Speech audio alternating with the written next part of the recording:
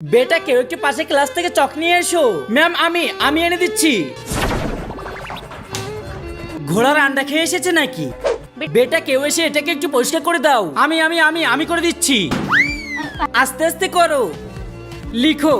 বেটা আমি একটু স্টাফ রুমে যাচ্ছি, কেউ এই নোটগুলো একটু ব্ল্যাকবোর্ডে তুলে দাও। কে লিখবে? আমার তো কাজ রয়েছে, আর ওখানে লিখলে হাতেও ব্যথা হবে। ম্যাম আপনি যান, আমি সব নোট করে দিচ্ছি।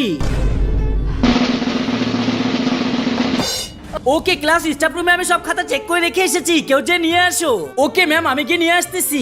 বেটা অনেক বেশি আছে, কাউকে সাথে নিয়ে যাও। না ম্যাম আমার কোনো সমস্যা নেই, আমি সব খাতা নিয়ে আসবো।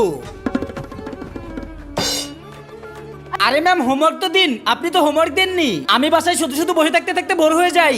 আচ্ছা ঠিক আছে, তাহলে চ্যাপ্টার 2 এর সব এক্সারসাইজ গুলো করে নিয়ে এসো। এই তোর মধ্যে এত এনার্জি? ওকে ক্লাস আজ এখানেই শেষ। তোমরা নিশ্চয়ই ক্লান্ত হয়ে গেছো, কারণ এটাই শেষ পিরিয়ড ছিল।